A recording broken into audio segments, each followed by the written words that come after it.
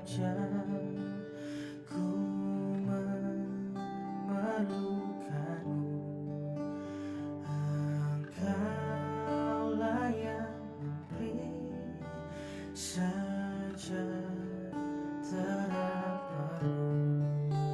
Setiap jam ya Tuhan, Dikau ku perlukan, ku datang juru selamat, berkatilah.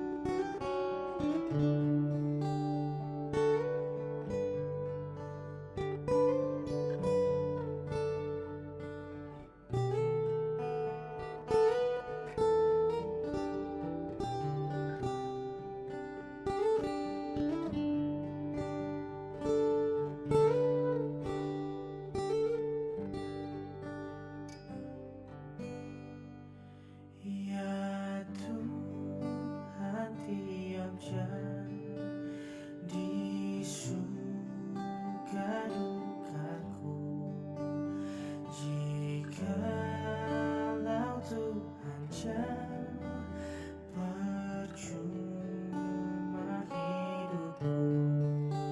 Setiap jam ya Tuhan, Dikau ku perlukan, ku datang juru selamat, berkatilah.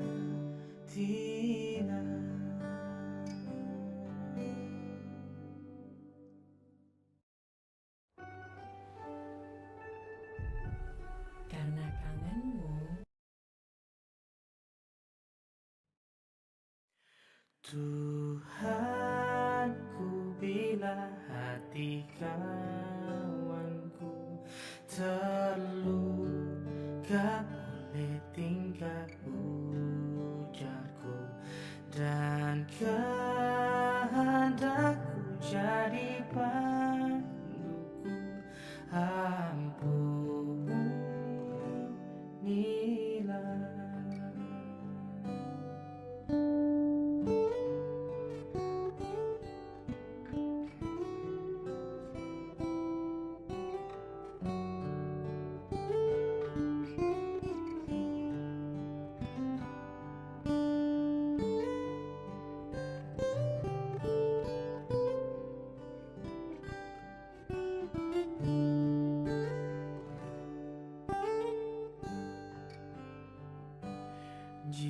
Jikalau tuturku tak semena, dan aku tolak orang berkesan, pikiran dan tuturku bercela, ampunilah.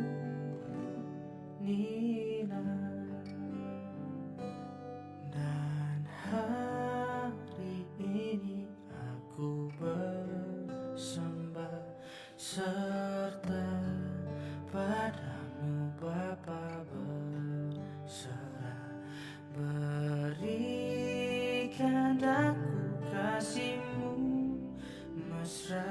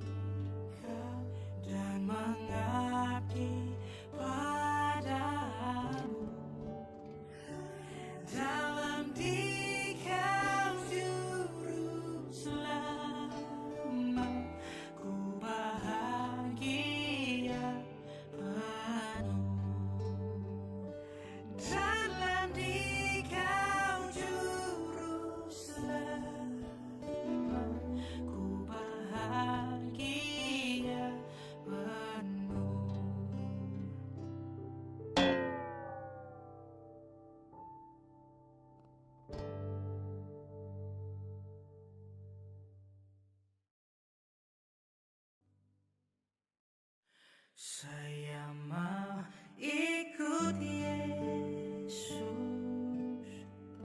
Saya mau ikut Yesus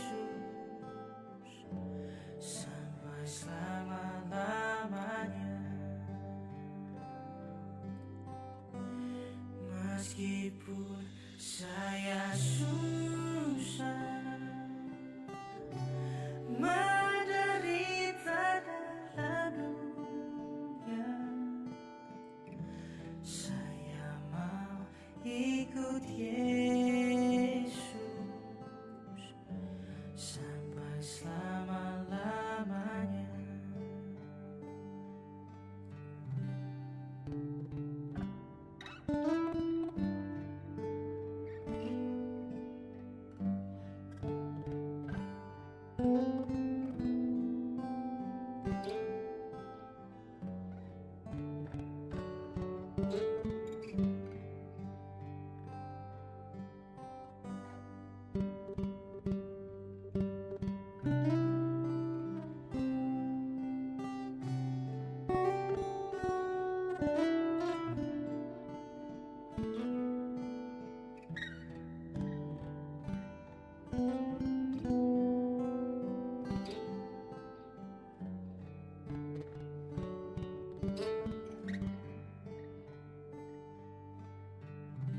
Saya mau ikut Yesus. Saya mau ikut Yesus sampai selama-lamanya. Meskipun saya susah menderita dalam dunia, saya mau ikut Yesus sampai selama-lamanya.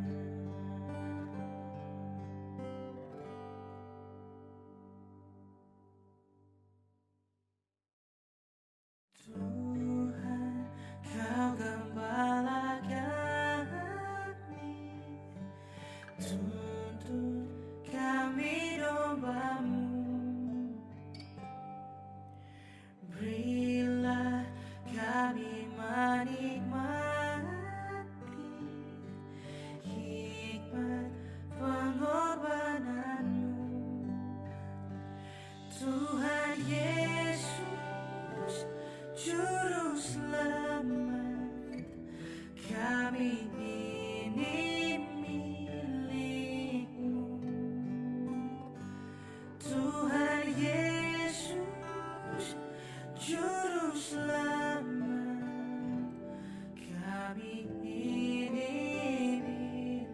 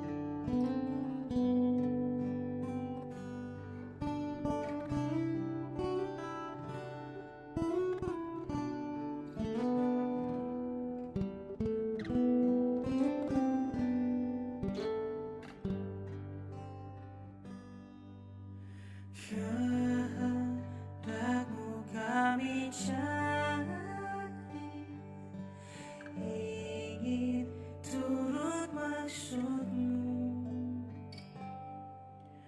Tuhan, isi hati kami dengan kasih-Mu penuh. Tuhan Yesus, Juru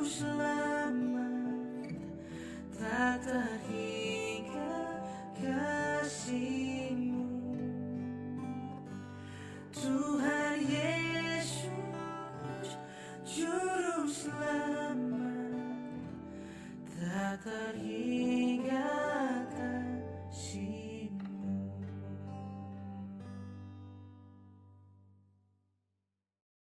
Yesus kawan yang sejati bagi kita yang lemah. Tiap hal boleh dibawa dalam doa padanya. Oh, betapa kita susah dan percuma berlari bila kurang pasrah diri dalam doa padanya.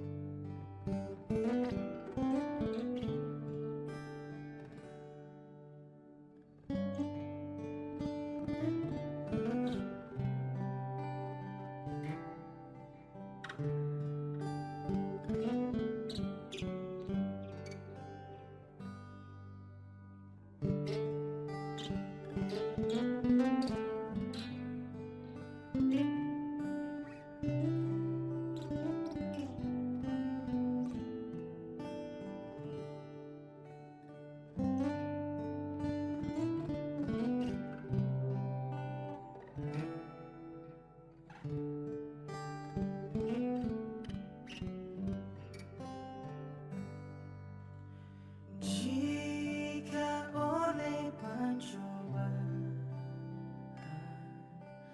kacau balau hidupmu,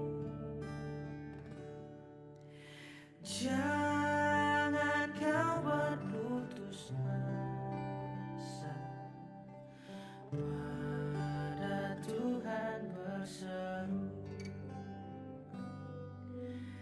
Yesus kawan yang setia, tidak ada tandanya. Ia tahu kelemahan, naikkan doa padanya.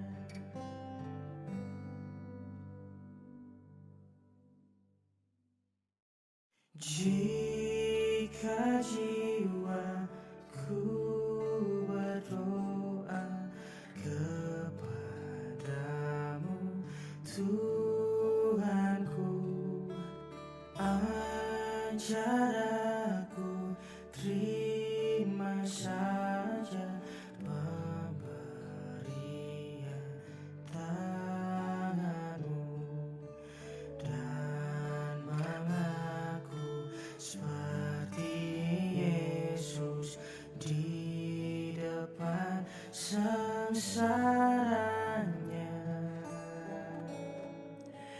Jangan kehendakku Bapa, kehendakmu jadilah.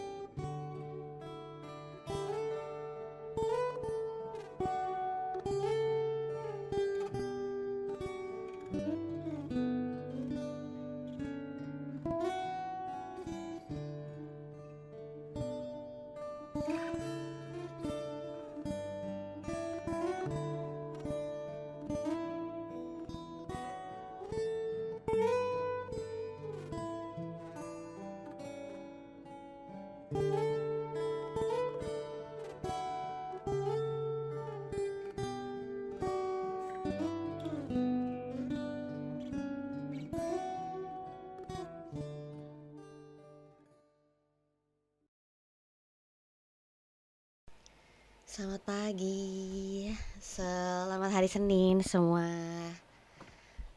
Pagi hari ini kita bisa kumpul lagi, ketemu lagi di Komal ini untuk kita saat teduh bersama. Terima kasih, pagi hari ini ada Kak Ming Ming, ada Kanata, ada Kak Daengkule, Kak Adi, dan Kak Sam yang bisa bergabung. Serta teman-teman semuanya yang gak bisa disebut satu-satu. Kita mau berdoa sebelum mulai saat teduh di pagi hari ini. Yuk kita satukan hati dalam doa. Bapak yang baik, terima kasih. Pagi hari ini kami bangun dengan segala keadaan yang terbaik. Itu semua karena Tuhan. Kami bersyukur bahwa yang kami lihat adanya pemeliharaan Tuhan, penyertaan Tuhan selalu sempurna, nyata dalam hidup kami. Dan pagi hari ini secara khusus kami mau luangkan waktu untuk berdoa, untuk saat teduh, untuk duduk diam mendengarkan firman Tuhan. Karena kami percaya bahwa Engkau adalah segalanya dan firman-Mu adalah terang bagi setiap jalan kami. Firman-Mu yang menuntun kami untuk bagaimana kami dapat hidup mencerminkan identitas bahwa kami adalah anak-anak kerajaan surga. Terima kasih untuk segalanya Tuhan. Kami percaya Roh Kudus-Mu ada untuk mengajarkan kami, memberikan kami pengertian, memberikan kami hikmat lebih lagi, supaya firman ini dapat kami mengerti dan kami lakukan, dan kehidupan kami memuliakan Bapa kami dalam sorga. Terima kasih Tuhan, kami siap untuk menyambut firman-Mu dalam nama Tuhan Yesus.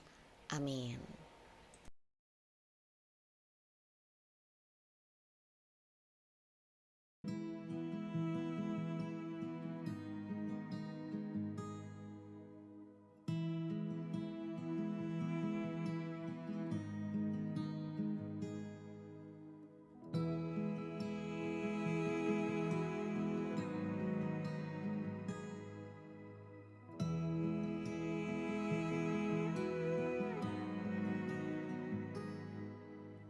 Engkau ada bersamaku di setiap musim hidupku. Tak pernah kau biarkan ku sendiri.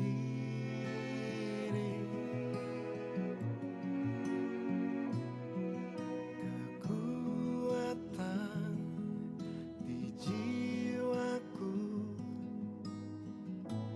adalah bersamamu. Tak pernah ku ragukan kasih-Mu.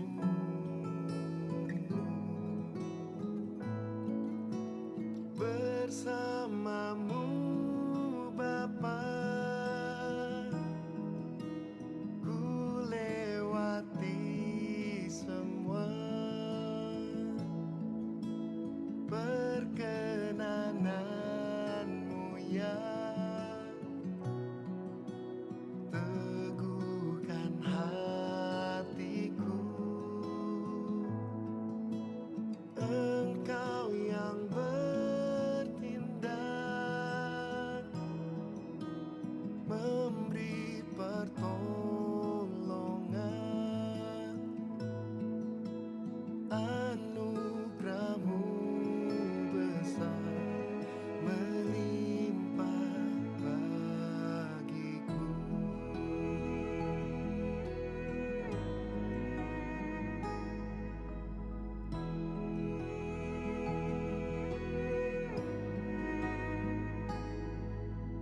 Kekuatan di jiwaku adalah bersamamu. Tak pernah ku ragukan kasih-Mu.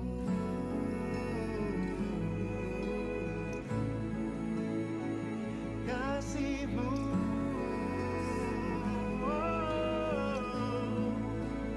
bersamamu Bapa, ku lewati semua. Perkenanan-Mu ya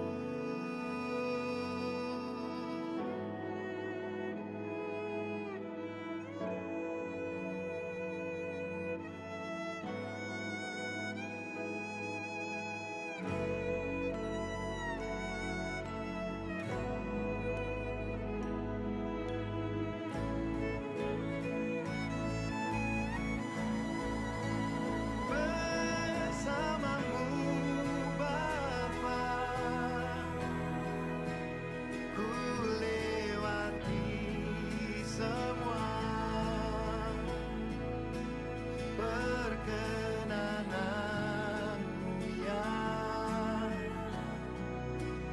teguhkan hatiku. Engkau yang bertindak memberi pertolongan, anugerah-Mu besar melimpah bagiku.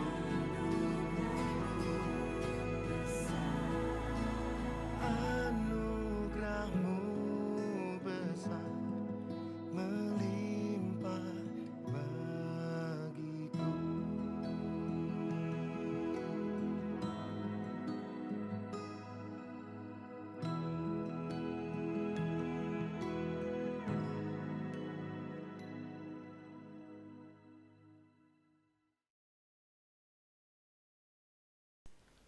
Selamat pagi semua yang baru bergabung, Shalom. Kita akan mulai Satu Teduh di pagi hari ini. Renungan firman Tuhan pagi hari ini diambil dari Mazmur 18 ayat 31 sampai 32. Adapun Allah jalannya sempurna, janji Tuhan adalah murni. Dia menjadi perisai bagi semua orang yang berlindung padanya. Sebab siapakah Allah selain dari Tuhan, dan siapakah gunung batu kecuali Allah kita. Latar belakang dari ayat renungan firman Tuhan di pagi hari ini adalah ungkapannya Daud. Karena di saat itu Daud berhadapan dengan banyak orang tanda kutip kafir yang menyembah banyak dewa palsu. Dan budaya dari orang-orang Kanaan itu menyebut dewa-dewi palsu mereka dengan sebutan batu karang. Kenapa disebut sebagai batu karang? Karena itu mencerminkan, menunjukkan betapa kokohnya mereka, kuatnya mereka, sehingga dijadikan fondasi atau dasar untuk berdiri. Beberapa orang lalu berpikir, tunggu, apakah berarti Allah yang Daud sembah, Allah yang orang Israel sembah dari zaman dahulu kala adalah dewa-dewi yang palsu? Tidak. Karena karakteristiknya jelas berbeda. Orang Israel dapat menyembah Allah di atas gunung Sinai. Dan orang-orang yang ada di zaman timur dekat kuno juga terbiasa untuk menyembah dewa-dewi palsu mereka di atas gunung juga. Tapi karakternya, pribadinya jelas berbeda. Sepertinya ada kesamaan gitu ya dengan penyebutan batu karang, dengan cara penyembahan dari orang-orang di timur dekat kuno. Demikian juga orang Israel saat itu keluar dari tanah Mesir. Tetapi karakter pribadi Allah yang disembah itu berbeda. Musa pernah berkata, sebab bukanlah seperti gunung batu kita, gunung batu orang-orang itu. Musuh kita tidak boleh menjadi hakim. Artinya, gunung batu orang Israel dengan gunung batu dari orang-orang tanda kutip di luar dari bangsa Israel itu berbeda. Dan Musa mengingatkan orang Israel bahwa musuh mereka tidak boleh menjadi hakim. Termasuk dewa-dewi mereka tidak boleh menjadi hakim atas orang Israel. Lalu apa maksud dari Daud bahwa Allah Israel adalah Tuhan dan satu-satunya batu karang, penyedia keselamatan dan keamanan bagi orang Israel? Kalau kita mau baca, mungkin nanti di akhir setelah saat teduh ini selesai, saya akan bacakan ungkapan Daud ya dalam 2 Samuel pasal yang ke-22, karena itu panjang sekali, 41 ayat. Dan di saat teduh pagi hari ini saya mau tekankan hal yang sederhana aja supaya boleh kita ngerti dan kita lakukan. Kalau bicara tentang keberadaan dari dewa-dewi palsu yang ada di Israel, kita mengingat salah satu peristiwa yang kelam ketika Ahab menjadi raja. Kenapa hal itu menjadi sangat kelam bagi orang Israel? Karena rajanya sendiri, pemimpin mereka. Jadi kalau seorang pemimpin Allah pilih atas orang Israel, bukan hanya memimpin dalam masa pemerintahan aja, tidak. Tapi juga pemimpin mereka dalam kaitan kerohanian. Dan kita tahu bahwa Ahab memiliki istri yang namanya Isabel, dan itu mempengaruhi kerohanian orang Israel. Ada apa? Karena Jezebel itu istri dari Ahab, itu mengambil penyembahan Baal dan mempromosikannya kepada orang Israel. Jadi istri Ahab mengambil penyembahan berhala dan mengharuskan melalui Ahab untuk orang Israel menyembah dewa-dewi palsunya, yaitu Baal. Dan kita tahu yang lebih parah lagi, istri Ahab ini menyediakan nabi-nabi palsu bagi Baal dan memusnahkan para nabi Tuhan yang memang dikhususkan untuk melayani Tuhan, untuk menyampaikan pesan daripada Allah orang Israel. Dan kita tahu Elia, salah satu nabi Tuhan yang berapi-api di zaman itu, memperjuangkan hatinya, memperjuangkan kerinduannya, tujuannya untuk menyatakan kemuliaannya Allah orang Israel, untuk menunjukkan bahwa Allah orang Israel masih ada dan lebih berkuasa daripada apapun. Sehingga dalam peristiwa 1 Raja-Raja 18 ayat 20-39, ya, Allah menyatakan kemahakuasaannya di depan para nabi Baal dan juga orang Israel. Apa memang sebenarnya yang terjadi dalam 1 Raja-Raja 18 ayat 20-39? Secara sederhana dan singkatnya, Elia menantang para nabi Baal dalam sebuah kontes yang akan menentukan siapa yang lebih nyata, atau lebih tepatnya siapa yang nyata, Allah orang Israel atau Baal. Ya, jadi Elia mengumpulkan 450 nabi Baal versus Elia. Bayangkan, 450 nabi Baal dibandingkan dengan Elia, satu orang yang adalah nabi Tuhan. Ya, di hadapan orang-orang Israel di atas Gunung Karmel, Elia memerintahkan nabi-nabi palsu itu untuk mempersiapkan korban dan panggil Baal itu. Dan lihat apakah Baal itu akan mendengar, akan datang, akan menyatakan dirinya. Sedangkan Elia juga akan mempersiapkan korban bagi Allah dan akan memanggil Allah.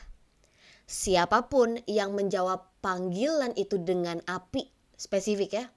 Siapapun yang menjawab panggilan itu dengan api, maka akan dinyatakan sebagai Allah yang benar. Lalu bagaimana? Nabi-nabi Baal bertindak sangat panik. Bahkan dari hal itulah ya kita tahu bahwa nabi-nabi Baal itu sudah mempersembahkan korban, tapi tidak ada respon dari Baal. Bahkan nabi-nabi itu sampai kerasukan karena sampai menjelang sore mereka menggores-goreskan badannya sehingga darah itu keluar dan memanggil Baal. Jadi ada sebuah budaya, Bapak Ibu semuanya, bahwa nabi-nabi palsu itu menggoreskan kulit mereka sehingga darah itu terbuka. Tujuannya apa? Untuk menarik perhatian dewa-dewi palsu itu, karena mereka senang akan darah manusia. Dan kita tahu hal itu gitu ya dari beberapa film-film horor gitu kan. Tetapi di atas Gunung Karmel itu, bahkan ketika Nabi Baal itu udah capek teriak-teriak, 450 orang memanggil Baal, tidak ada respon, tidak ada pertolongan, tidak ada bukti jawaban yang diberikan oleh Baal. Tidak ada api yang turun, tidak ada suara, tidak ada tanda. Tetapi ketika Elia memanggil Allah orang Israel, menariknya adalah latar belakang saat itu Israel lagi kekeringan. Lagi susah air karena hujan itu sudah lama tidak turun. Karena apa? Karena dosa dari orang Israel yang menyembah Allah lain.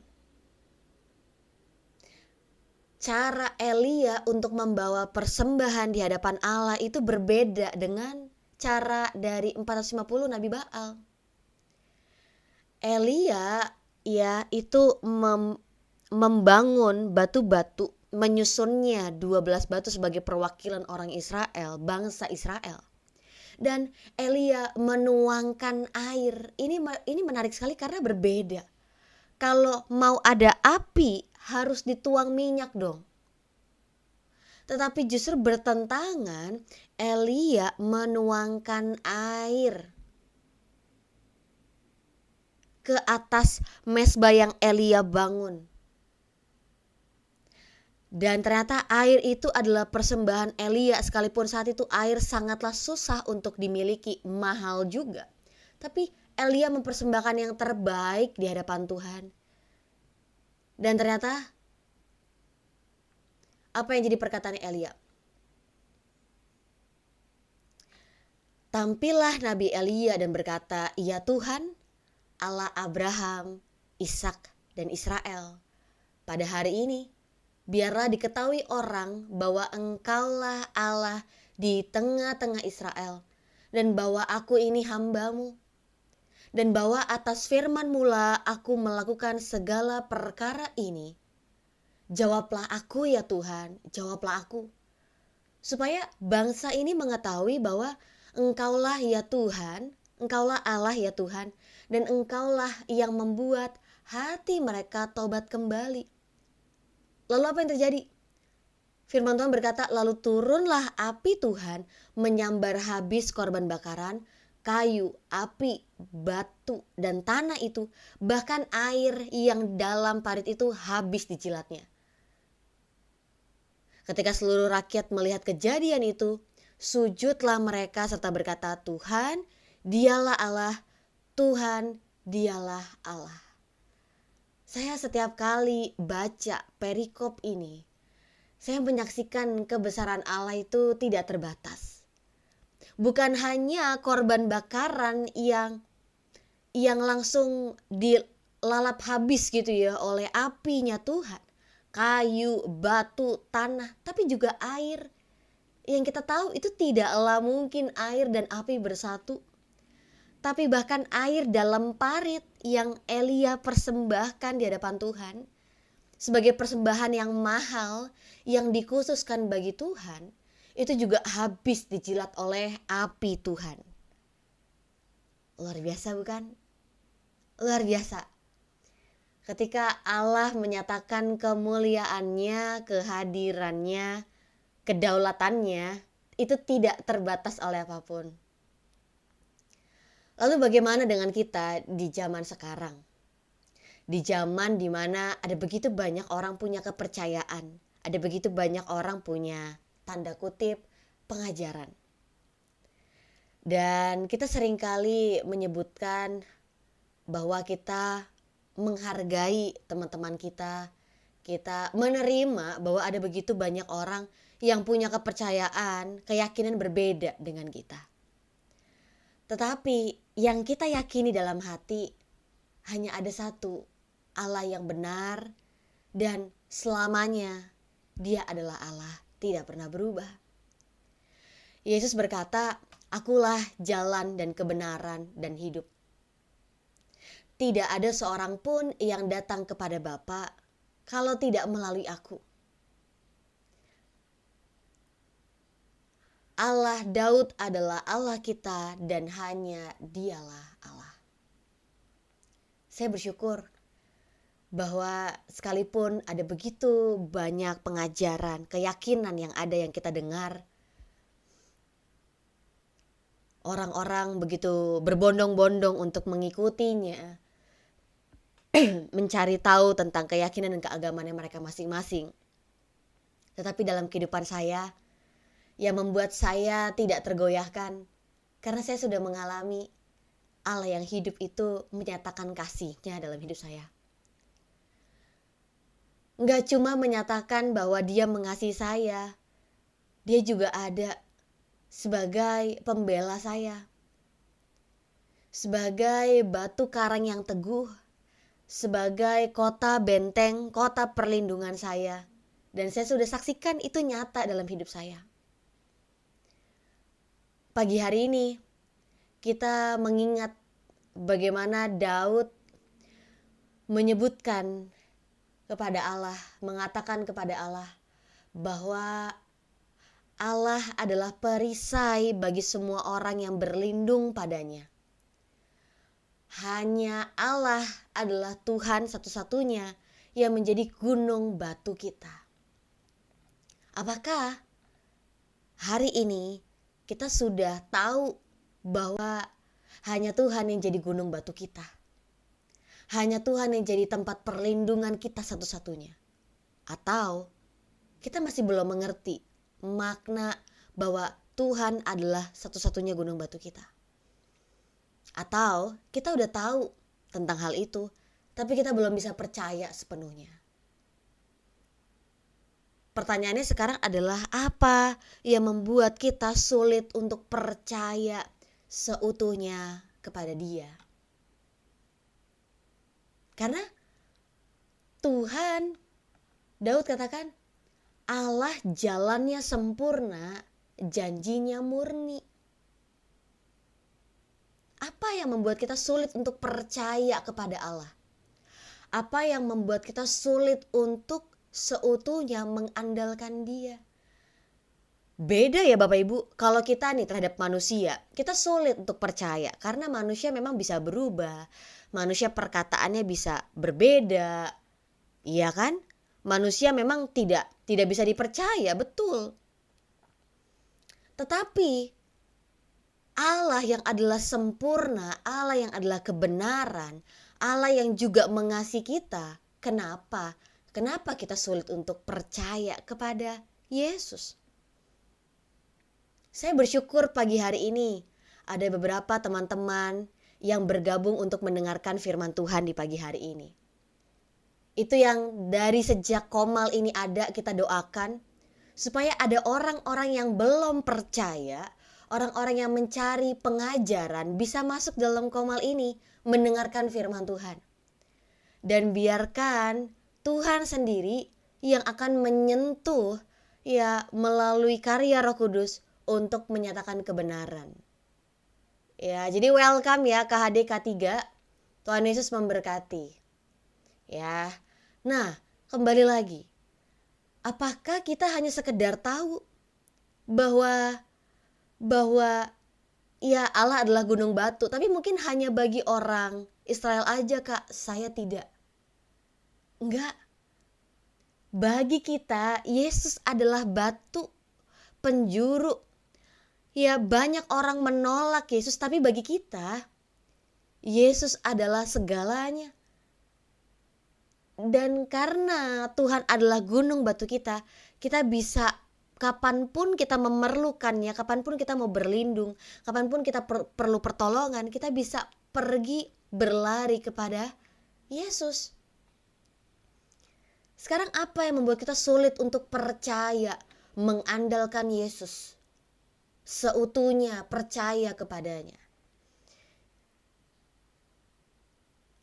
Apa yang membuat kita sulit?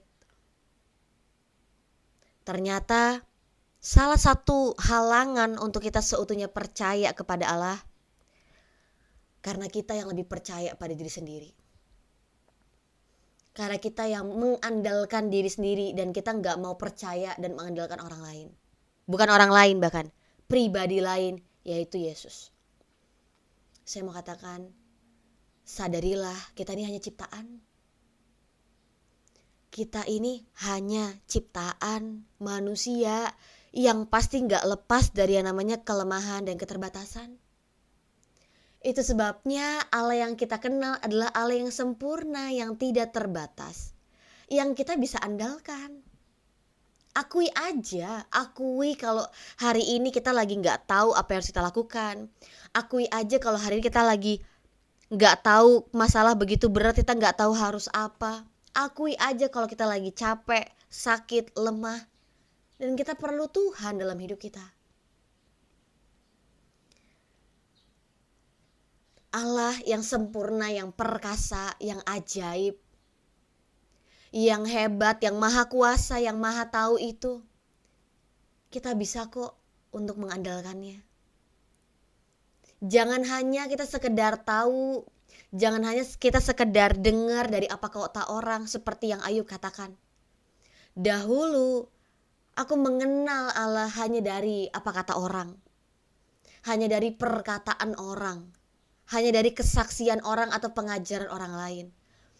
Tapi saat ini aku menyaksikan, aku mengenalnya sendiri.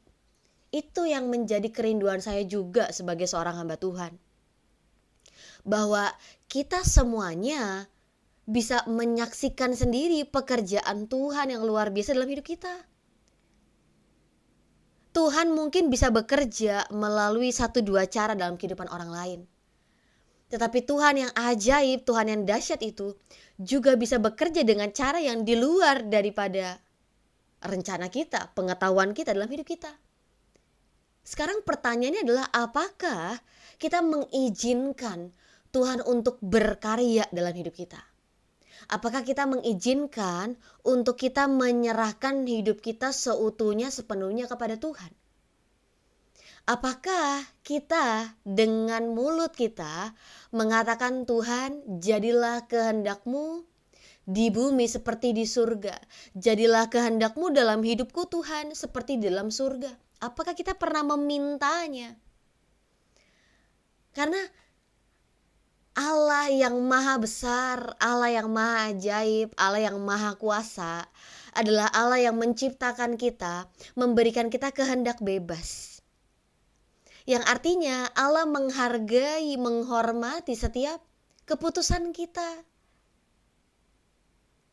Jadi yuk pagi hari ini, firman Tuhan pagi hari ini mengingatkan kita.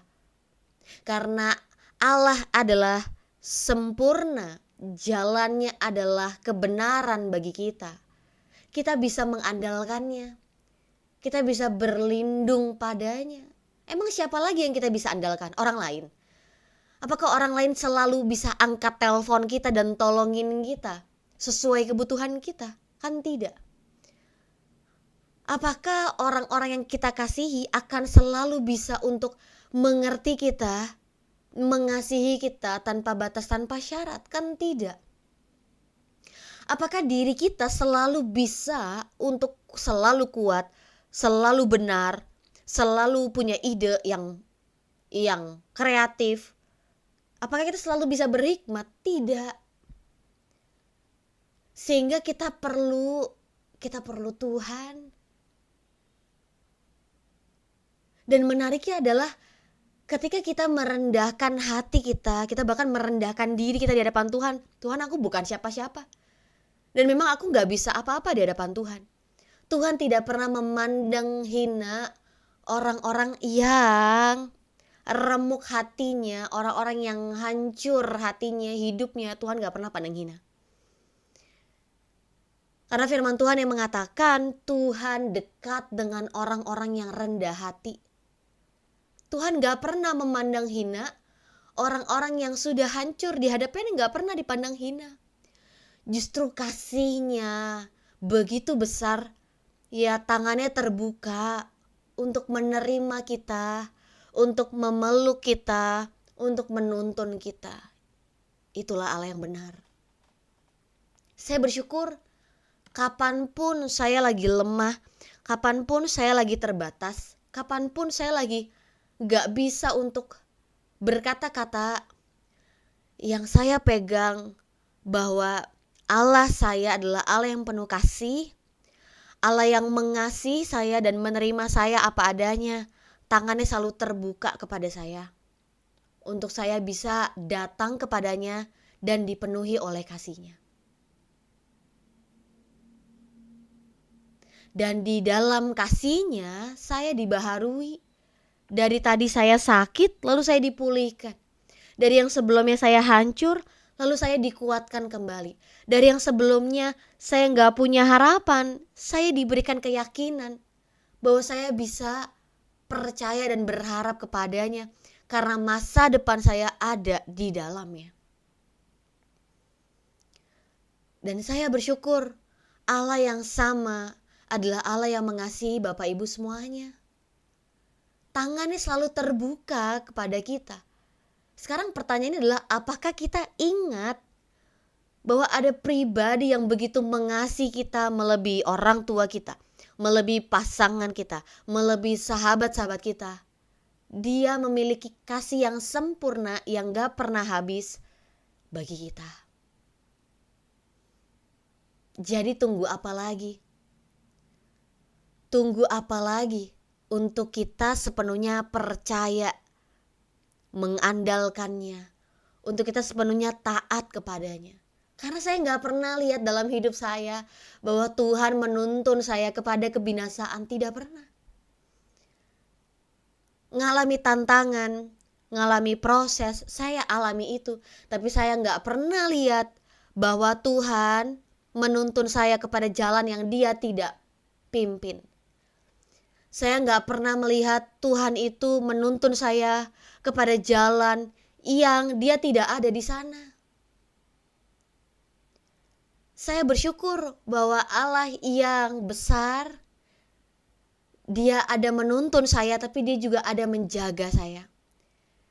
Dia ada untuk menjamin nyawa saya, dan Dia juga ada menyediakan masa depan yang penuh harapan. Firman Tuhan berkata, pengharapan yang diarahkan kepada Tuhan tidak akan mengecewakan. Dan saya pegang janji itu. Tuhan, sekalipun mungkin keadaan tidak sesuai dengan apa yang saya inginkan, tetapi saya percaya bahwa Tuhan bekerja melampaui ekspektasi saya. Tuhan bekerja melampaui apa yang saya tahu, apa yang saya alami, apa yang saya mungkin pikirkan, rencanakan. Karena rencana Allah di atas rencana kita, jalannya Tuhan di atas jalan-jalan kita. Tidak ada cara lain selain kita berserah, menundukkan diri kita kepada rencananya. Karena apa? Karena kita adalah anak-anaknya Bapa di sorga. Kita adalah warga kerajaan sorga. Kehidupan kita, ketaatan kita, kasih kita kepadanya, kasih kita kepada sesama, itu adalah sebuah tunjuk bukti. Sebuah hal yang harus kita tunjukkan sebagai bukti identitas kita, karena kita kerajaan surga. Nggak mungkin kalau kita warga kerajaan surga kita nggak pernah taat kepada Bapa. Nggak mungkin karena kita adalah anak-anak Bapa di surga kita nggak pernah kenal Bapa kita nggak pernah mengikuti kebenarannya. Nggak mungkin. Jadi yang kita lakukan sekarang, keputusan kita, komitmen kita, kerinduan kita, perkataan kita, tindakan kita, itu semua harusnya mencerminkan identitas kita sebagai anak-anak Bapa di sorga, warga kerajaan sorga, orang-orang yang telah ditebus, orang-orang yang telah dibenarkan, orang-orang yang mengasihi Yesus. Mari kita bersatu dalam doa. Bapa yang baik, terima kasih untuk firman-Mu pagi hari ini. Firman-Mu selalu Firman-Mu selalu mengingatkan kami hal-hal yang kami udah lama lupakan. Tapi kami bersyukur bahwa pagi hari ini firman-Mu telah kami dengar, kami mau mengerti dan kami mau lakukan. Jadi Tuhan, kami tahu bahwa diri kami terbatas, kami mungkin gak tahu semuanya, kami gak bisa ngerti semuanya yang disampaikan pada renungan pagi hari ini. Tapi kami mau buka hati kami mau terima. Kami mau buka pikiran kami mau belajar. Roh Kudus, tolong kami, ajar kami, tuntun kami, ingatkan kami untuk firman ini jadi bagian dalam hidup kami. Kami percaya bahwa kami akan dimampukan melalui kekuatan ataupun keinginan untuk kami bisa melakukan kebenaran dan memuliakan Bapa kami dalam sorga. Setiap orang yang mendengarkan saat teduh di pagi hari ini, Tuhan, berikan mereka hikmat-Mu. Berikan mereka kerinduan untuk lebih lagi bertumbuh di dalam Kristus. Berikan mereka, Tuhan, sebuah pernyataan bahwa Allah yang besar menyertai hidup mereka, Allah yang besar mengasihi mereka, Allah yang besar punya rencana masa depan yang gilang gemilang, yang penuh dengan harapan yang akan Tuhan nyatakan dalam hidup mereka. Beberapa hari lagi kami akan mengakhiri 2024 dan kami akan masuk 2025. Kami tahu kami nggak tahu apa yang terjadi tahun 2025. Bahkan nanti sore kami nggak tahu apa yang akan terjadi. Tetapi kami mau bersandar hanya kepada Tuhan. Kami mau percaya seutuhnya kepada Tuhan, karena Engkaulah Tuhan dan Raja dalam kehidupan kami. Biarlah kami senantiasa punya keinginan untuk selalu berserah, percaya, ingat lagi tentang Tuhan, belajar lagi tentang firman-Mu, untuk kami senantiasa kuat berjalan hidup sebagai anak-anak kerajaan sorga, orang-orang yang telah ditebus, dibenarkan, dan akan dimuliakan bersama dengan Engkau dalam kemuliaan. Terima kasih Tuhan, terima kasih. Di dalam nama Tuhan Yesus, amin.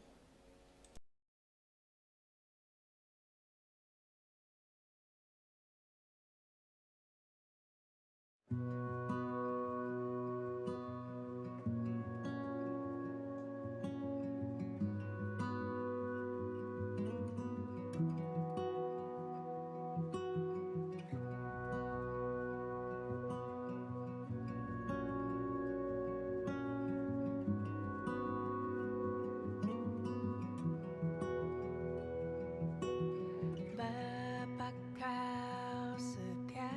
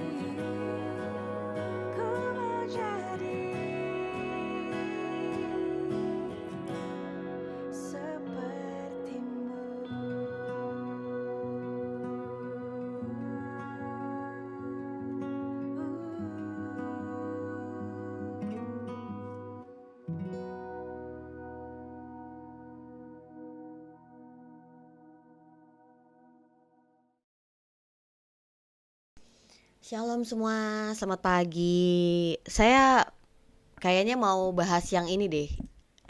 Yang kalau tadi kan dari Mazmur ya. Mazmur 18 ayat 31 sampai 32. Itu kan mengutip statementnya Daud dari 2 Samuel 22. Kayaknya saya bacain aja ya. Shalom Karmel, selamat pagi semua. Oh, saya sapa dulu satu-satu. Halo Kak Mingming, Kak Yo, Kak Nata, Kak Jitu, halo Kak Uriklis, Kak Adi, Kak Romel, Kak Kerin, Kak Dom, Eat the Bread with Me, Kak Berlin cantik, Kak Ulysses. Ya, shalom semua. Jadi pagi hari ini kita bahas renungan firman Tuhan yang mengajarkan kita bahwa Tuhan itu adalah gunung batu kita gitu ya. Saya sambil ini deh dengerin ini. Kegedean. Kekecilan. Oke. Shalom Kak Christian Princess. Shalom. Oke. Saya bacain ya karena ini panjang banget. 51 bukan 41 ya. Oke. Daud mengatakan perkataan nyanyian ini kepada Tuhan pada waktu Tuhan telah melepaskan dia dari cengkeraman semua musuhnya dan dari cengkeraman Saul. Ia berkata, "Ya Tuhan, bukit batuku, kubu pertahananku dan penyelamatku. Allahku, gunung batuku, tempat aku berlindung. Perisaiku, tanduk keselamatanku, kota bentengku, tempat pelarianku, juru selamatku. Engkau menyelamatkan aku dari kekerasan. Terpujilah Tuhan, seruku, maka aku pun selamat daripada musuhku. Sesungguhnya gelora-gelora maut telah mengelilingi aku, banjir-banjir jahanam telah menimpa aku, tali-tali dunia orang mati telah membelit aku, perangkap-perangkap maut terpasang di depanku. Ketika aku dalam kesesakan, aku berseru kepada Tuhan. Kepada Allahku, aku berseru. Dan ia mendengar suaraku dari bait-Nya, teriakku minta tolong masuk ke dalam telinganya. Lalu bergoyang dan bergoncanglah bumi, dasar-dasar langit gemetar dan bergoyang, oleh karena bernyala-nyala murkanya. Asap membumbung dari hidungnya, api menjilat keluar dari mulutnya, bara menyala keluar daripadanya. Ia menekuk langit lalu turun, kekelaman ada di bawah kakinya.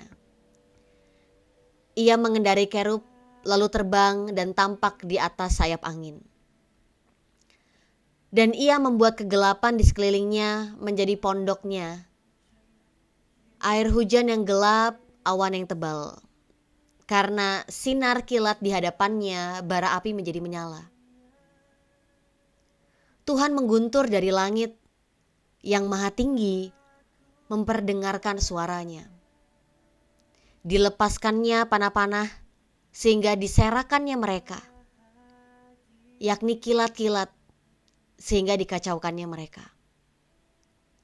Lalu kelihatanlah dasar-dasar laut, alas-alas dunia tersingkap karena hardikan Tuhan, karena hembusan nafas dari hidungnya. Ia menjangkau dari tempat tinggi, mengambil aku, menarik aku dari banjir. Ia melepaskan aku dari musuhku yang gagah, daripada orang-orang yang membenci aku, karena mereka terlalu kuat bagiku. Mereka menghadang aku pada hari sialku, tetapi Tuhan adalah sandaran bagiku. Ia membawa aku keluar ke tempat lapang. Ia menyelamatkan aku karena ia berkenan kepadaku. Tuhan memperlakukan aku sesuai dengan kebenaranku. Ia membalas kepadaku sesuai dengan kesucian tanganku. Sebab aku tetap mengikuti jalan Tuhan dan tidak menjauhkan diri dari Allahku sebagai orang fasik. Sebab segala hukumnya aku perhatikan, dan dari ketetapannya aku tidak menyimpang. Aku berlaku tidak bercela kepadanya dan menjaga diri terhadap kesalahan. Karena itu Tuhan membalas kepadaku sesuai dengan kebenaranku, sesuai dengan kesucianku di depan matanya. Terhadap orang yang setia, engkau berlaku setia. Terhadap orang yang tidak bercela, engkau berlaku tidak bercela. Terhadap orang yang suci, engkau berlaku suci. Tetapi terhadap orang yang bengkok, engkau berlaku belat-belit. Bangsa yang tertindas engkau selamatkan, tetapi matamu melawan orang-orang yang tinggi hati, supaya mereka engkau rendahkan. Karena engkaulah pelitaku ya Tuhan, dan Tuhan menyinari kegelapanku. Karena dengan engkau aku berani menghadapi gerombolan, dengan Allahku aku berani melompati tembok. Adapun Allah jalannya sempurna, sabda Tuhan itu murni. Dia menjadi perisai bagi semua orang yang berlindung padanya. Sebab siapakah Allah selain daripada Tuhan? Dan siapakah gunung batu selain dari Allah kita? Allah, dialah yang menjadi tempat pengungsianku yang kuat dan membuat jalanku rata. Yang membuat kakiku seperti kaki rusa dan membuat aku berdiri di bukit. Yang mengajar tanganku berperang sehingga lenganku dapat melengkungkan busur tembaga.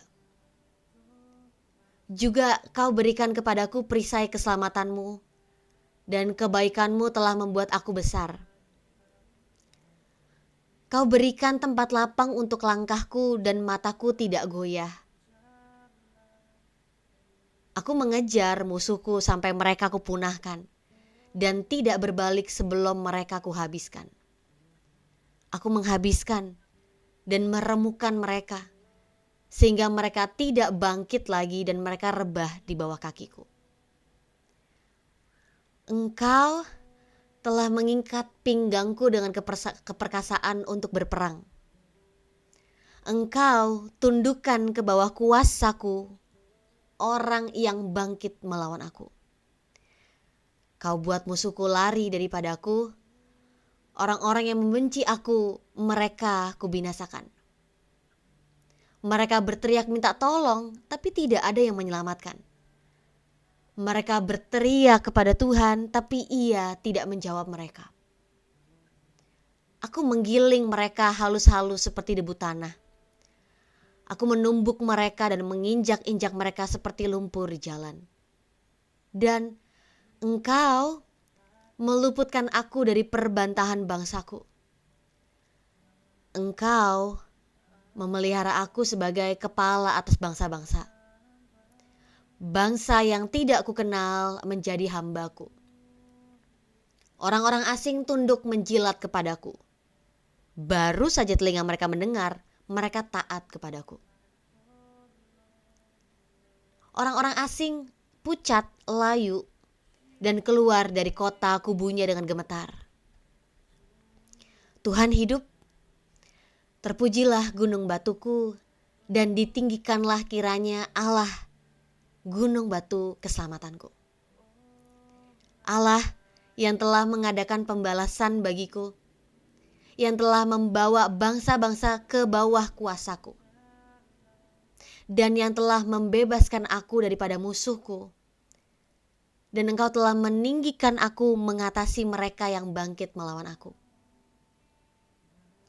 Engkau telah melepaskan aku dari para penindas. Sebab itu aku mau menyanyikan syukur bagimu ya Tuhan di antara bangsa-bangsa. Dan aku mau menyanyikan mazmur bagimu.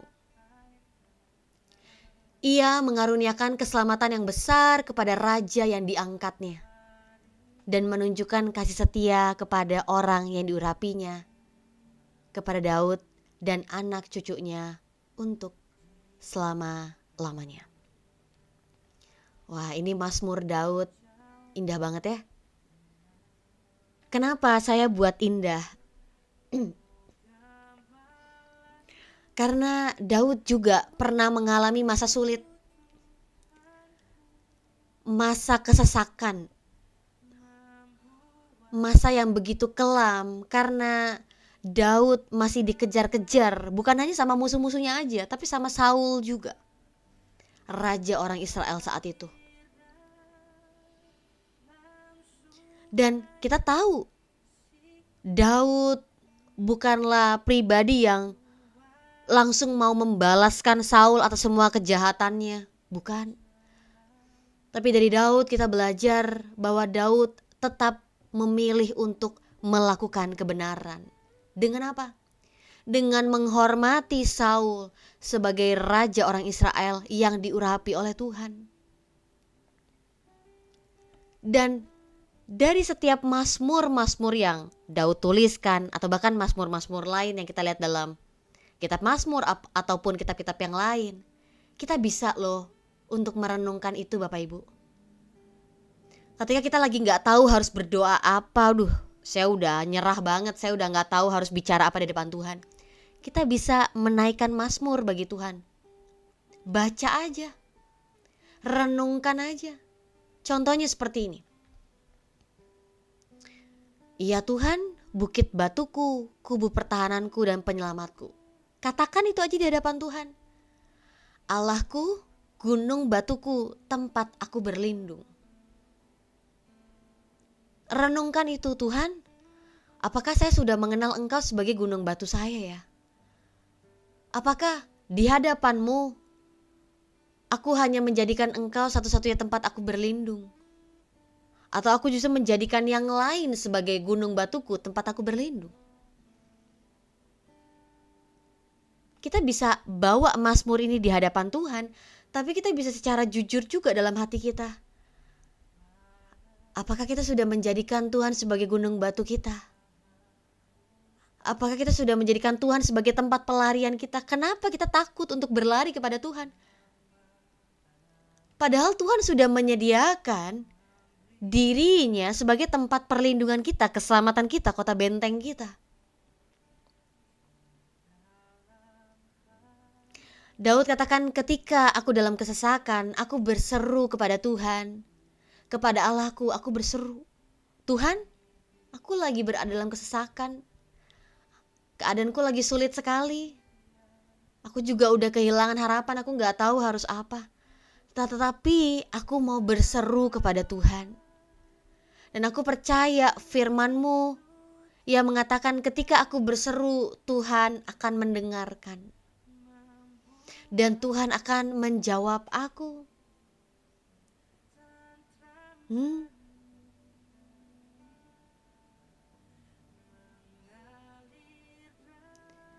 Daud mengatakan, Tuhan memperlakukan aku sesuai kebenaranku.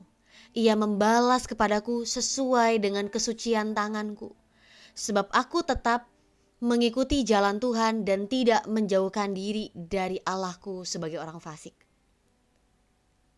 Karena Daud tahu bahwa Allah itu adil. Allah akan memperlakukan setiap orang sesuai dengan perilaku mereka, hidup mereka. Maka Daud mau tetap berjalan dalam kebenaran. Nah, ini yang minggu lalu saya katakan. Karena Allah itu adil, kita tidak hanya menggunakan ayat ini untuk menjatuhkan orang lain atau mengharapkan orang lain untuk dihakimi, dibalas, dihukum sama Tuhan. Tuhan, saya percaya Tuhan itu adil. Tuhan akan menghukum setiap orang yang jahat sama saya. Oh iya, betul. Itu firman-Nya. Tetapi karena Allah itu adil, kita belajar dari Daud. Daud juga mau jaga hidupnya. Kenapa? Karena Daud percaya Allah itu adil. Allah akan memperlakukan orang menurut hidupnya. Dan itu tidak membuat Daud jadi semena-mena, seenaknya aja. Karena keadilan Tuhan, tidak. Firman Tuhan itu bermata dua, Bapak Ibu. Yang dapat kita sampaikan untuk orang lain, tapi juga akan mempengaruhi hidup kita. Ketika kita bicara Allah itu adil, dan Allah akan menghukum, menghakimi setiap orang menurut perbuatannya dan kehidupannya. Kita hidup dalam kebenaran gak? Atau kita hanya pakai ayat itu untuk memalukan, untuk menjatuhkan, untuk membalaskan orang-orang yang jahat. Dan kita seenaknya aja hidupnya. Ya, Suka-suka saya lah, nggak bisa. Nggak bisa. Itu sebabnya Daud memberikan kita sebuah teladan. Bahwa Daud mau tetap mengikuti jalan Tuhan. Dan tidak menjauhkan dirinya dari Tuhan. Karena Daud tahu Allah itu adil. Segala hukumnya Daud perhatikan. Dari ketetapannya Tuhan, Daud gak mau menyimpang, Daud gak mau bercela. Karena apa? Terhadap orang setia, Tuhan berlaku setia. Terhadap orang tidak bercela, Tuhan berlaku tidak bercela. Terhadap orang suci, Tuhan berlaku suci. Tetapi terhadap orang yang bengkok, Tuhan berlaku belat-belit. Apa sih yang sebenarnya firman Tuhan ajarkan kepada kita? Ketika kita memilih kebenaran, kita sadar, kita tahu kita perlu kebenaran, maka Tuhan akan mengasihi kita nih yang hidup dalam kebenaran. Tapi kalau keputusan kita, keinginan kita, maunya yang jahat-jahat terus, maunya yang cemar terus, ya udah. Bukannya Tuhan jahat, bukannya Tuhan kejam. Tapi karena Allah adalah adil, maka manusia akan mendapatkan apa yang dia tabur. Apa yang dia lakukan itu yang dia tuai. Dan itu yang mengajarkan kita bahwa yang kita mau kejar sekarang adalah kebenaran. Ya, karena Tuhan pelitaku, kata Daud. Dan Tuhan menyinari kegelapanku. Karena engkau, Daud, berani menghadapi gerombolan. Dengan Allahku aku berani melompati tembok. Kenapa? Kenapa Daud bicara kayak gini?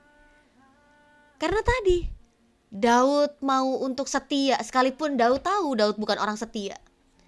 Daud mau berjuang untuk tidak bercela. Sekalipun Daud tahu Daud pasti akan bercela di depan Tuhan. Ngerti ya Bapak Ibu ya? Kita akan belajar untuk memperjuangkan yang terbaik dengan sadar kita mau lakukan yang benar. Sekalipun kita tahu kita masih belajar. Kita mau setia kepada Tuhan. Sekalipun kita tahu kita bisa lemah dan gak setia sama Tuhan. Kita mau untuk kita tidak bercela. Sekalipun kita tahu kita masih kadang-kadang jatuh dan ada celahnya di hadapan Tuhan. Tapi kita masih mau berjuang. Sekalipun daging ini lemah. Ya, daging lemah tapi roh penurut. Ya udah, jangan ikuti daging. Karena kita bukan manusia lama kan? Kita manusia baru, ciptaan baru yang hidup sesuai dengan tuntunan Roh Kudus, yang hidup oleh karena Roh Allah dalam hidup kita. Amin. Amin. Amin. Jadi Bapak Ibu, saya lagi membagikan salah satu contoh. Ketika kita gak tahu lagi apa yang harus kita renungkan, apa yang kita harus doakan, kita udah terlalu lemah. Kita bisa berdoa dari ayat Alkitab. Kita bisa merenungkan, kita bisa membawa nih apa yang kita baca, Mazmur, ya keluhan, apalagi kerinduan yang ada dalam firman Tuhan ini kita bawa di hadapan Tuhan. Kita bisa belajar doa-doa yang baru dari firman Tuhan. Karena ya memang jujur aja kadang-kadang kita kan kehilangan ide ya. Kita kehilangan inspirasi untuk berdoa. Ya. Puji Tuhan, saat teduh di pagi hari ini telah selesai, Bapak Ibu. Terima kasih semuanya yang sudah bergabung di pagi hari ini. Ya, puji Tuhan. Firman Tuhan hari ini gimana Bapak Ibu? Shalom Bu Abi, selamat pagi. Gimana nih, apa yang Bapak Ibu, teman-teman semua dapatkan? Boleh dong untuk tulis di kolom chat. Jadi yang lain juga bisa belajar gitu kan. Silakan. Sambil saya siapin satu pujian nih.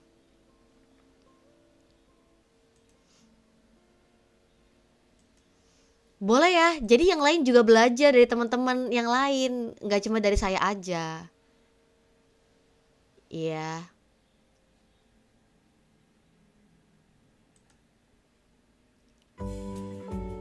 Gede banget.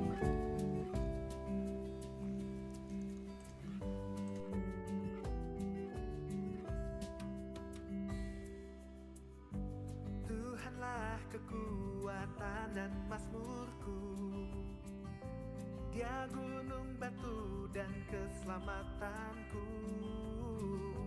Hanya padamu hatiku percaya. Kaulah menara dan kota perlindungan.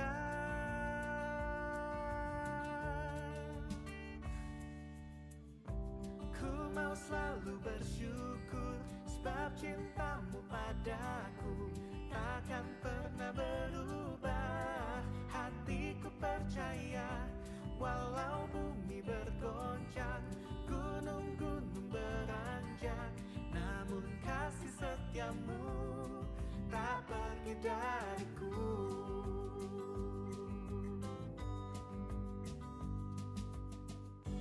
Tuhanlah kekuatan dan mazmurku, Dia gunung batu dan keselamatanku.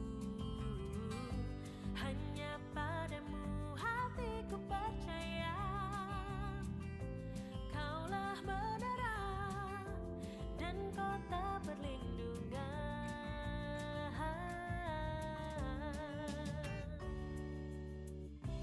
Ku mau selalu bersyukur sebab cintamu padaku takkan pernah berubah. Hatiku percaya walau bumi bergoncang, gunung-gunung beranjak, namun kasih setiamu, oh, oh.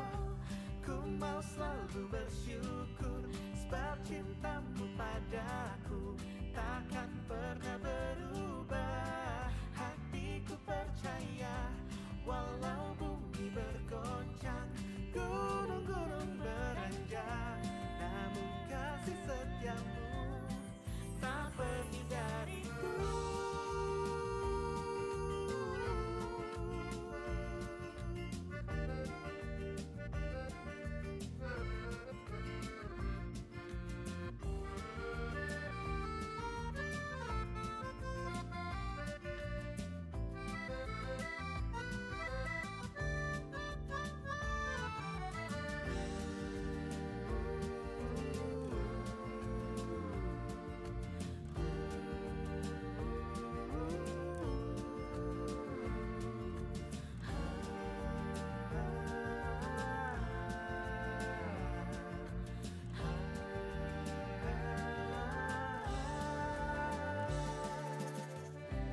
Ku mau selalu bersyukur sebab cintamu padaku Takkan pernah berubah. Hatiku percaya. walau bumi bergoncang, gunung-gunung beranjak, namun kasih setiamu, oh. Ku mau selalu bersyukur sebab cintamu padaku takkan pernah berubah. Hatiku percaya walau bumi bergoncang, gunung-gunung beranjak, namun kasih setiamu tak pergi dariku.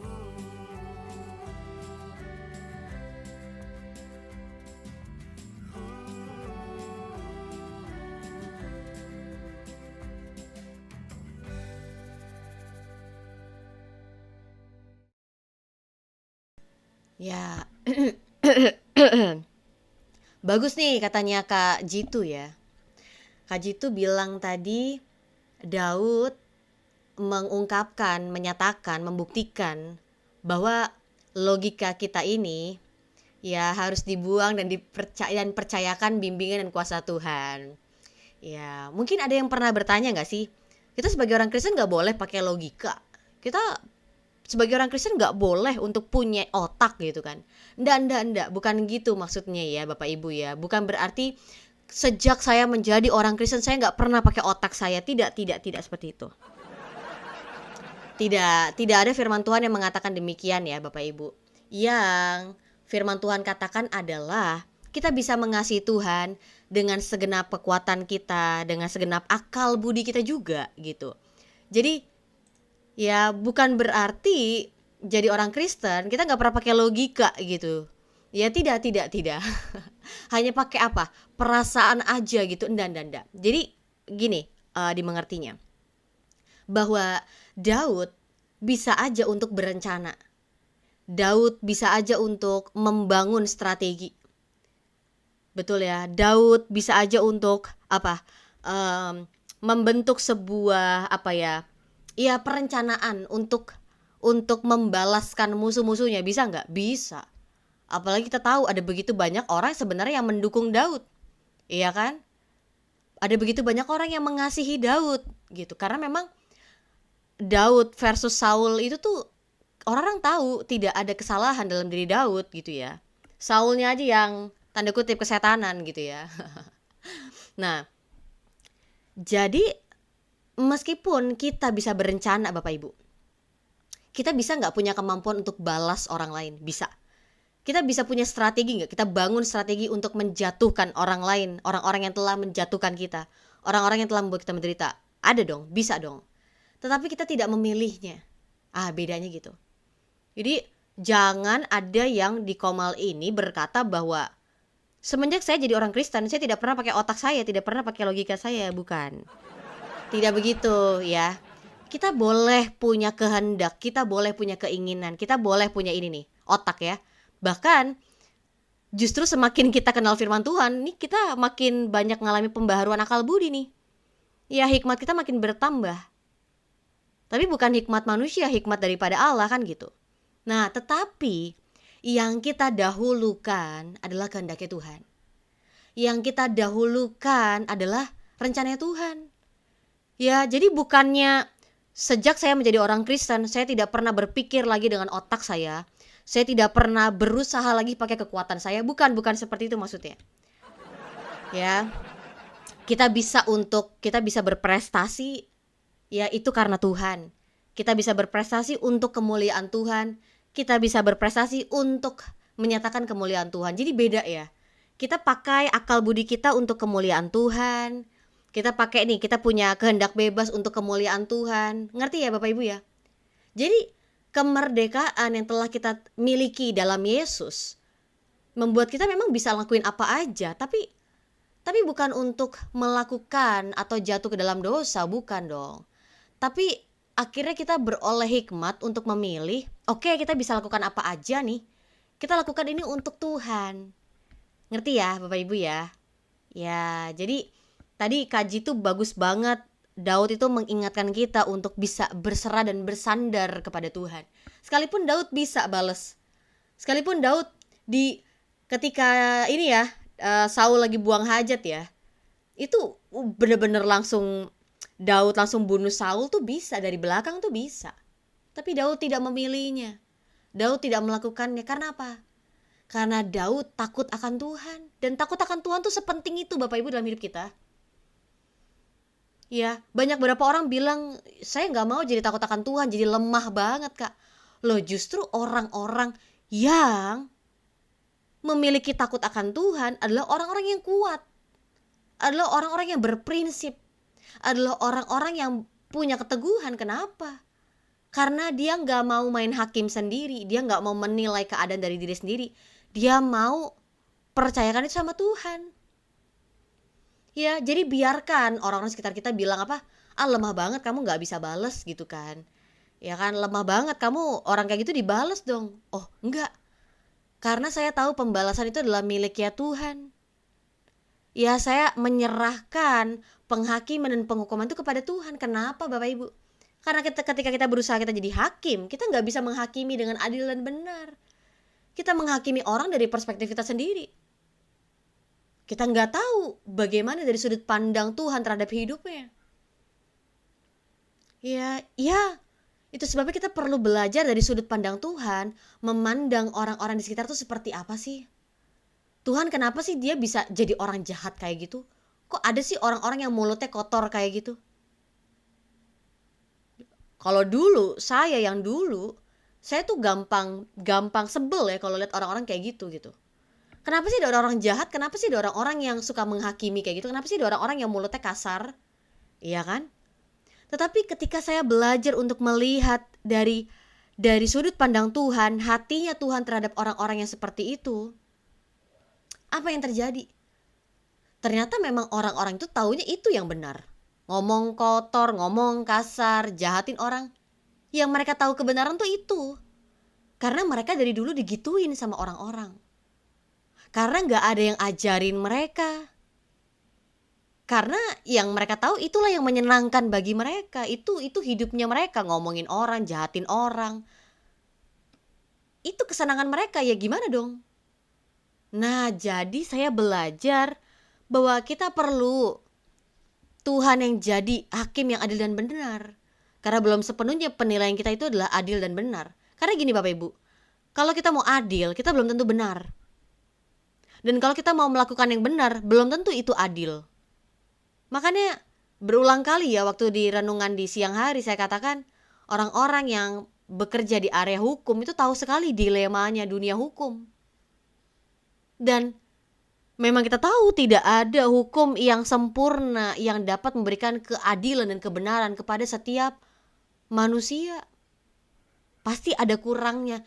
Dan itulah yang membuat kita mau berharap Allah yang hidup, ya, yang menjadi hakim yang adil dan benar.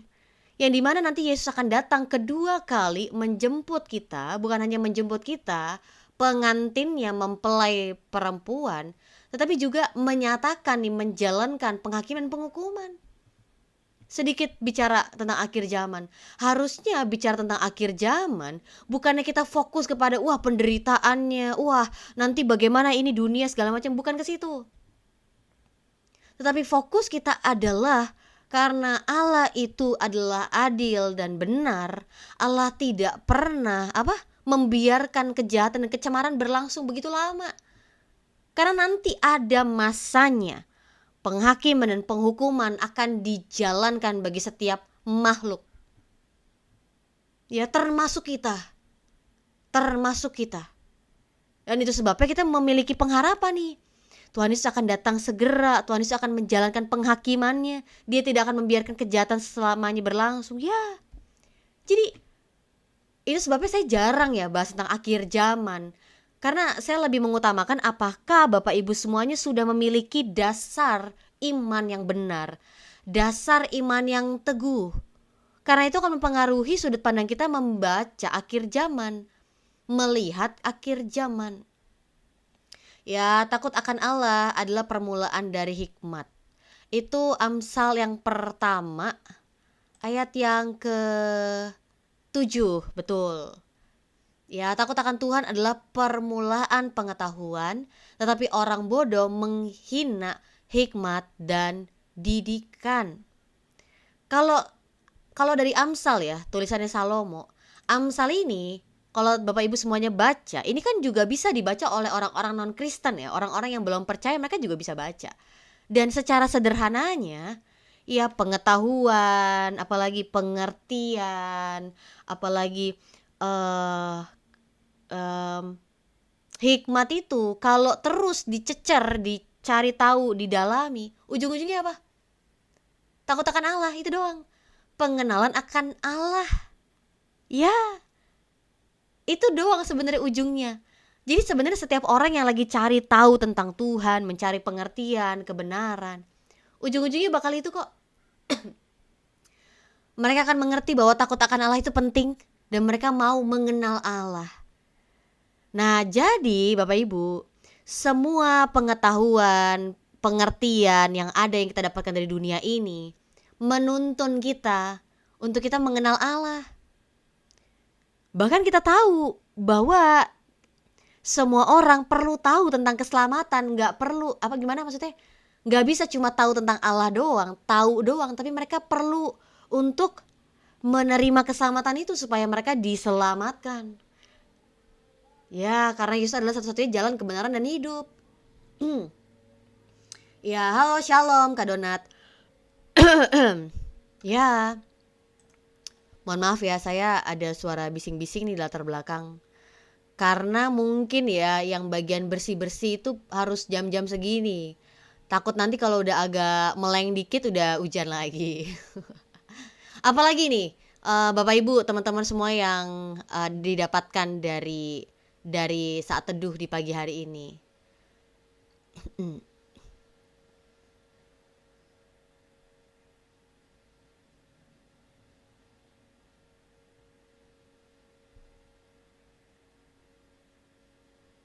Adakah?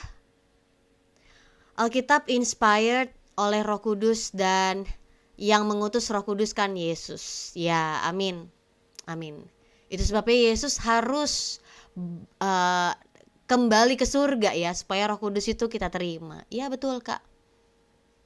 Betul, betul, betul.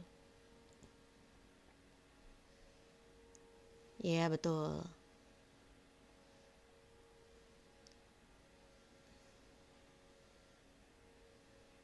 Ada lagi yang lain? Oh, saya mau kasih update. Terima kasih semua Bapak Ibu ya. Puji Tuhan, kemarin tanggal 14 hari Sabtu saya bisa kembali membagikan makanan gratis kepada orang yang membutuhkan. Jadi puji Tuhan di bulan Desember ini secara khusus ya kita bisa bagikan 40 porsi KFC untuk saudara-saudara kita yang membutuhkan. Karena saya merasa bulan ini spesial ya, kita merayakan sukacita Natal, kelahiran Sang Juru Selamat. Ya, kita juga mau berbagi sukacita Natal melalui pembagian makanan yang kita tahu ini khusus gitu ya, KFC. Karena saya melihat mungkin bagi kita biasa makan makanan seperti itu, tapi bagi saudara-saudara kita belum tentu setahun sekali mereka bisa nikmati ayam yang seperti itu, minuman yang seperti itu gitu ya. Jadi puji Tuhan kemarin tanggal berapa ya? Tanggal sebelumnya saya bagiin 20 porsi dan sebelumnya lagi tanggal 14 saya juga bagikan 20 porsi lagi, jadi total 40 porsi. Makasih semuanya yang turut mendoakan, turut mendukung ya, memberikan semangat, memberikan juga support apapun. Terima kasih, puji Tuhan. Saya cuma waktu itu di akhir November ya, saya bilangnya kalau memang kehendak Tuhan jadi saya pengen bagiin 40 porsi. Karena biasanya cuma 20-an ya, 20-an. Dan puji Tuhan bulan ini secara spesial kita bisa bagikan 40. Ya, kata Kak Galantin, saya butuh dibagikan bipang. Aduh. Kemarin kepikiran mau bagiin bipang, takut. Yang lain takut nagih ya, takutnya, wih apa ini kok enak gitu. Ya. Kata Kak Jitu luar biasa Kak, puji Tuhan. Iya, puji Tuhan banget Kak Jitu. Saya percaya itu bukan karena kekuatan saya, ya itu benar-benar karena Tuhan aja. Karena saya percaya gini Bapak Ibu, kalau ini adalah visi Tuhan, maka Tuhan akan buka jalan. Ya kalau memang waktunya udah selesai, masanya sudah selesai, ya udah nggak apa-apa juga. Yang pasti kita akan jalani apa yang menjadi tuntunan Tuhan. Kita dipercaya, ya kami Kosala Ministry dipercaya untuk mengelola apa yang ada. Ya dipakailah untuk kemuliaan Tuhan. Amin. Amin. Ya. Iya itu kemarin di daerah mana ya? Daerah Bogor, 2 kali daerah Bogor. Daerah Bogor. Bogor itu daerah mana ya? Bogor itu deket ini. Deket ini ya Bapak Ibu ya. Jawa Timur. Ya, deket Jawa Timur. Puji Tuhan, deket Jawa Timur ya. Ya, kemarin ada yang bilang, "Wah, ini seru banget kalau misalnya deket Pasuruan." Pasuruan nggak tuh? Deket Jaksel Kak. Susah ini kalau sama Kak Jitu. Ya, aku yang bukan siapa-siapa ini nggak cocok sama Kak Jitu yang anak Jaksel abis ya. Iya, aku yang bukan siapa-siapa nggak cocok ini sama pergaulannya Kak Iyo ya.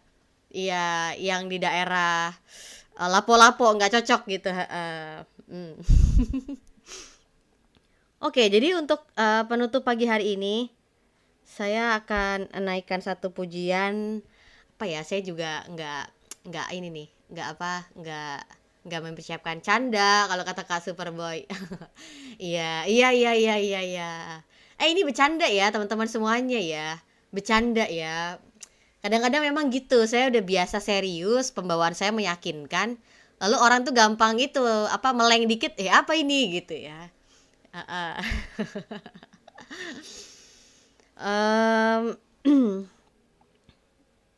Apa ya?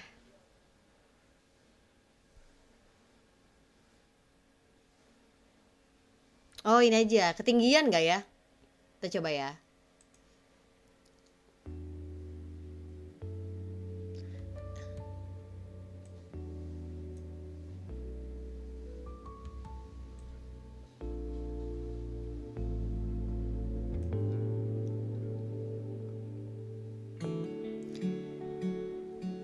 nggak bisa. Mohon maaf, ketinggian. Ketinggian nggak tuh? Masih pagi soalnya. Mohon maaf. Mohon maaf. Kita cari yang lain ya. Oke, kita cari yang lain. Ya, mohon maaf. Iya, saya nggak nyiapin ini, makanya bentar cari dulu ya. Kepagian, iya. Saya udah bangun sebenarnya jam 3. Cuma tadi saya pikir, aduh jam 3 sih apa yang udah ada yang bangun kan gitu ya. Aduh jangan deh gitu. Ya udah akhirnya jam tadi lewat ya. 5.40 kayak saya baru buka. Mohon maaf. Tadi pagi telat ya.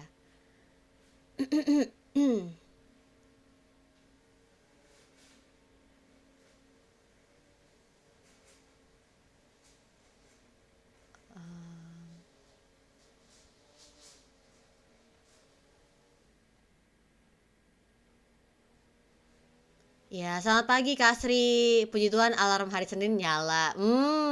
Mengejar hadirmu. Oh, ini requestnya Kak Galantin. Boleh. Kebetulan saya tahu mengejar hadirmu juga ya. Sebentar ya teman-teman ya.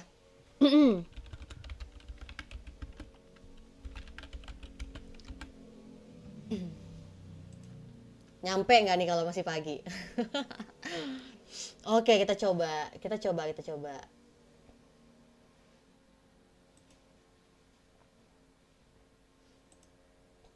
Mengejar hadirmu. Request dari Kak Galantin.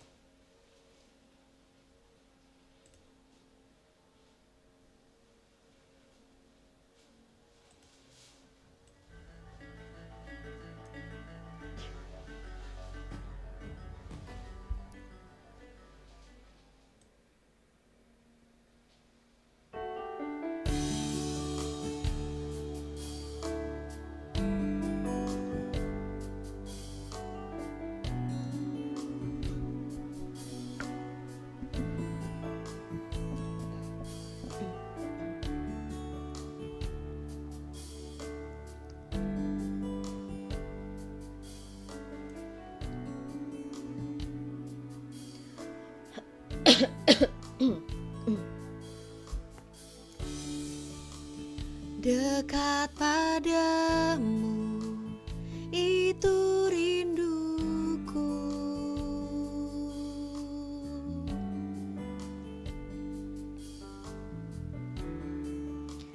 Setiap kataku kau pun menunggu.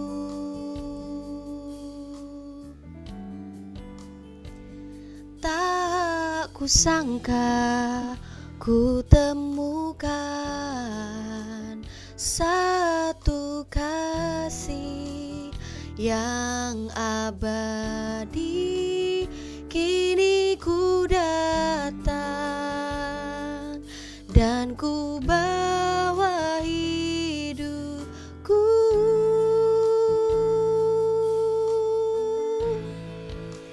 Memandang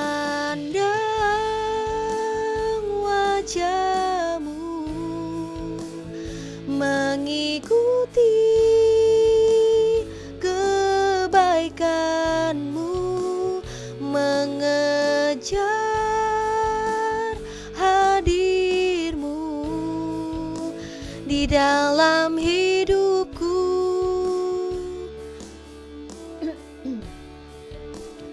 Membawa sembahku, menyatakan kebesaranmu, mengejar hadirmu di dalam hidupku.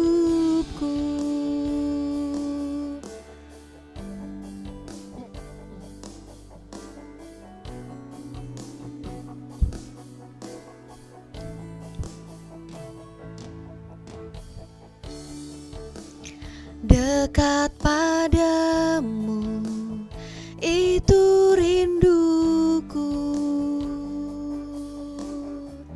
Setiap kataku Tuhan, setiap kataku aku, kau pun menunggu.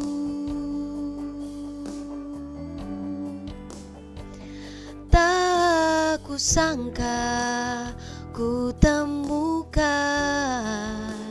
satu kasih yang abadi. Kini ku datang dan ku bawa hidupku,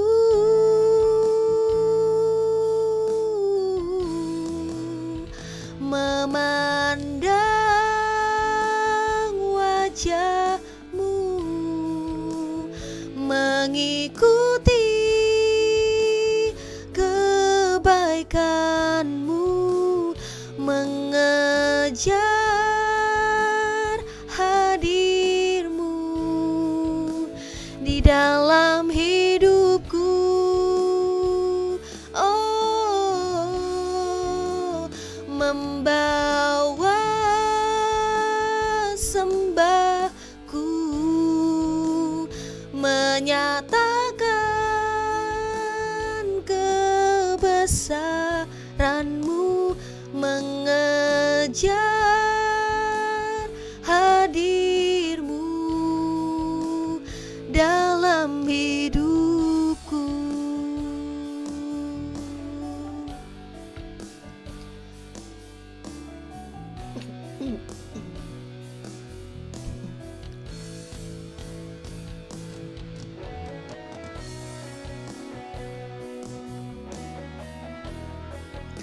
Selamanya Tuhan, dalam setiap waktu-waktu kami mau mengutamakan kehadiran-Mu Tuhan.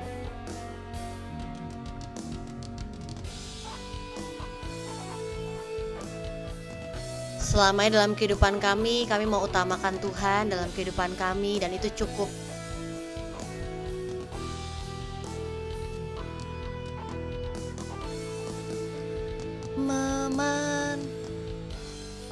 Udah. Wajahmu, mengikuti kebaikanmu, mengejar hadirmu di dalam hidupku,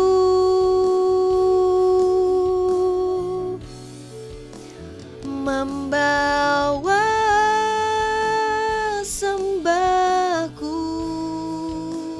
menyatakan kebesaran-Mu, mengejar hadir-Mu di dalam hidupku.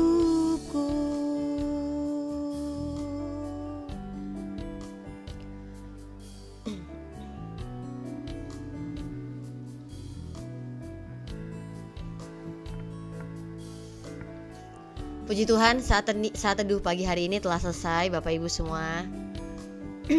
Terima kasih semua yang sudah ikut bergabung dari tadi pagi ya sampai sekarang udah agak siang. Baru 7:30. Puji Tuhan, pagi hari ini saat teduh telah selesai. Kita ketemu lagi besok jam 6 sampai selesai. Ya, terima kasih semuanya yang sudah bergabung. Tuhan Yesus memberkati. Semangat hari Senin. Ya, kurang lebih ada berapa? 14-15 hari lagi kita akan mengakhiri 2024. Jadi senantiasa lakukan yang terbaik seperti kita melakukannya bagi Tuhan, dan saksikan bagaimana penyertaan dan pemeliharaan Tuhan sempurna dalam kehidupan kita. Thank you Kak Ming, Kak Lara Ati, Kak Jitu, Kak Adi, Kak Yo yang mungkin tadi udah lewat, Kak Romel, Kak Eat the Bread With Me, Kak Yeti, Kak Alliance, Kak Riklis, Kak Leo, Kak Sri Suryanti, Mr. Mike, Kak Galantin. Terima kasih untuk hari ini. Tuhan Yesus memberkati, Tuhan Yesus yang beserta dengan kita. Shalom dan semangat pagi.